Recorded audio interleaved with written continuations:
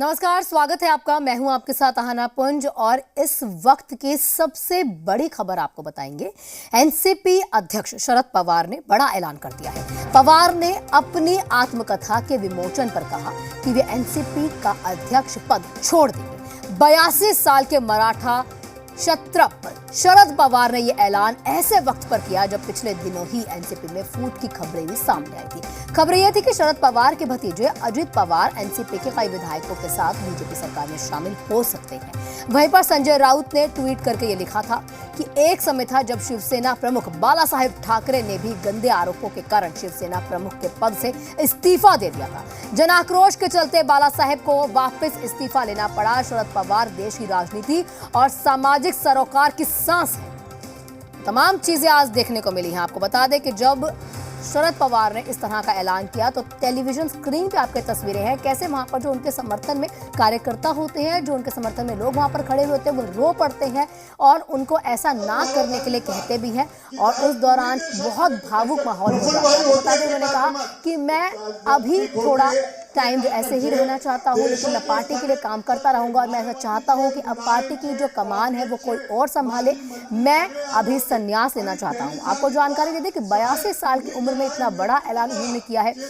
NCP अध्यक्ष एक बड़े नेता है और क्योंकि एनसीपी पार्टी उन्होंने संभाली है। शरद पवार एक बड़ा चेहरा है, बड़े नेता हैं, पार्टी को बहुत लंबे समय उन्होंने संभाला है। इस दौरान कई उतार चढ़ाव भी देखे गए और पिछले कुछ दिनों में देखा भी जा रहा था किस तरह से अजित पवार के उनके भतीजे हैं, उनके साथ एक अनबन चल रही थी। बीजेपी में उनके शामिल होने की, यानी कि अजित पवार के शामिल होने की काफी अटकलें थी। विधायकों को अपने साथ वो ले जाएंगे, इस तरह की अटकलों का सामना करना भी पड़ रहा था। उस दरमियान बहुत चीजें देखने को मिली और थोड़े समय पहले भी मीडिया से रूबरू होते हुए शरद पवार ने भी और अजित पवार ने भी इस तरह के कई बयानों को साफ भी किया था कि ऐसी कुछ भी चीजें नहीं है। लेकिन क्योंकि राजनीति में ऐसी कई तस्वीरें देखने को मिल रही थी और अब दो तस्वीरें आपके टेलीविजन स्क्रीन पर है। एक, किस तरह से कार्यकर्ता वहां पर रोते हैं, उनको ऐसा ना करने के लिए कहते हैं। तमाम जो लोग होते हैं वहां पर भावुक हो जाते हैं क्योंकि ये उनकी किताब का विमोचन था और उसी दौरान शरद पवार ने इमोशनल होते हुए, भावुक होते हुए इतना बड़ा ऐलान कर दिया है और वहां पर तमाम चीजें देखी गई। और बता दें कि ट्विटर पर भी इस तरह की प्रतिक्रिया आ रही है। काश्मीरच्या लोकांना तुम्हाला सांगितलं की साहेब तुम्ही देशाचे नेते प्रफुल्लभाई होते ते कार्यक्रमात होते ते कार्यक्रमचे देशाचे सगळे पक्षाचे मायावतीचे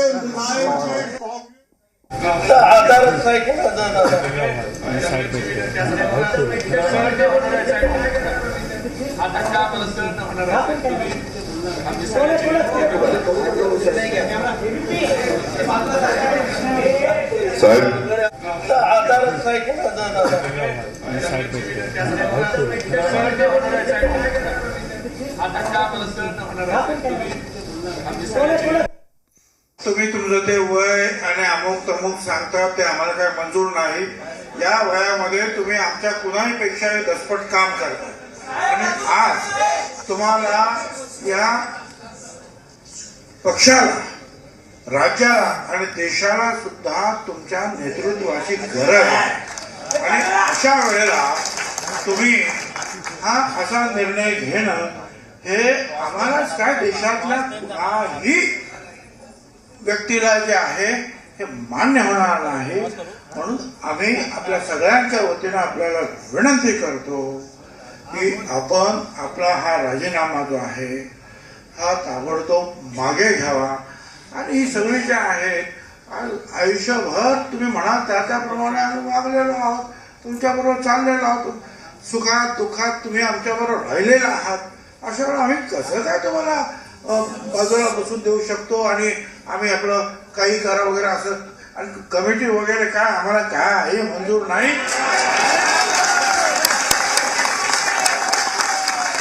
आम्हाला कमिटी वगैरे नको का? तुम्हीच आमचे नेते, तुम्हीच आमची कमिटी, तुम्हीच सगळं काय, संपला विषय।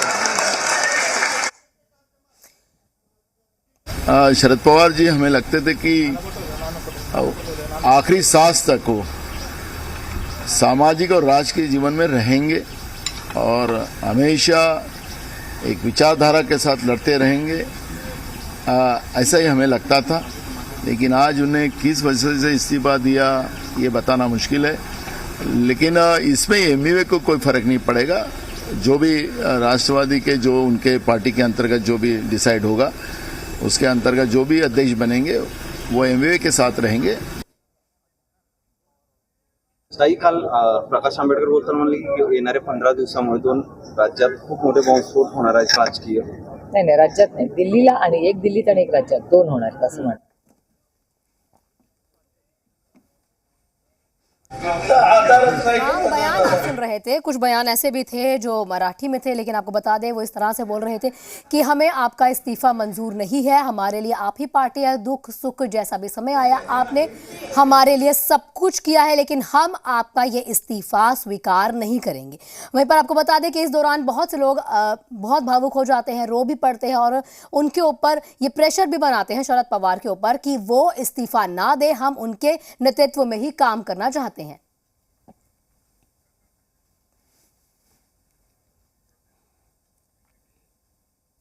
तो अब बात करेंगे कर्नाटक की। कर्नाटक विधानसभा चुनाव के